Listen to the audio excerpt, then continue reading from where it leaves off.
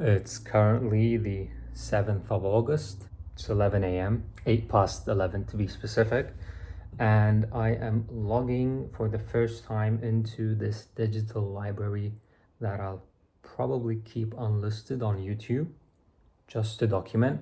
And there's a point I'd like to discuss with regards to, we always travel to elevate our experience. I guess we always travel up. And what I'm trying to say is if we're living, if this is our normal life, and I don't want to put a label on it, I don't want to call it mediocre nor normal. It's just our life. You might be a firefighter, you might be a businessman, you might be a student. Whenever we get the chance, the possibility to travel, whether that's once a year, once every 2 years, twice a year, we always I mean, I don't know if we're marketed to go to better places, if it's innate to our human psychology. It's just that we always want to travel to better places. And what comes to mind is like, how we always think that the grass is always greener on the other side. Like if you're in France, you'd probably want to travel to New York. If you're living in Australia, then you'd like to see what Dubai looks like. And if you're in Dubai, you want to see Rome and Italy. And I mean, it's natural and it's very, very beneficial to explore. I know that there's no teacher like traveling, especially alone. I started traveling by myself since I was 17, and boy, did I get scammed, did I get mugged, did I get like a lot of bad stuff happened to me. But I try to not label those experiences. It's because if not for those harsh experiences, the end result or the result of the human being today would not have been formed. That makes sense.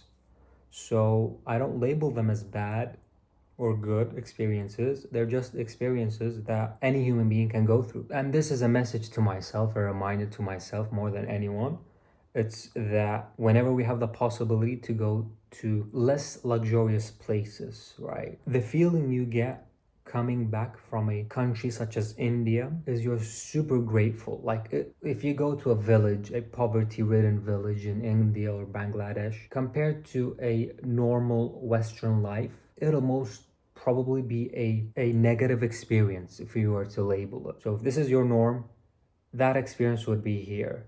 What does that mean? The moment you get off that plane, hopefully in one piece, back to whichever country you came from, you're gonna kiss the soil, the ground of the country you've lived in. You're gonna appreciate the birds or the rooster that wakes you up every day at 5 a.m. You're gonna miss it. You're gonna appreciate it. Instead of before the travel experience, you would always complain about it, for example, right? Like you're gonna appreciate the bakery that you have to walk 15 minutes to every day to, let's say, get bread for your kids' school lunch, to be more specific. It's not being spoken about enough. And because it's not being spoken about enough, like when I had the opportunity to travel last week, I went to Milano, Italy. It wasn't a smart decision, I would say. Like it was based on consumerism and shopping and just going to these conglomerate brands and buying stuff that you already have 10 pairs of, just because it's the new collection. Novelty is novelty. It's a huge force in marketing.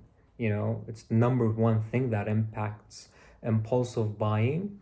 And don't quote me on that, but for some reason I think that sentence holds true even today. And thank you very much for the two viewers who made it.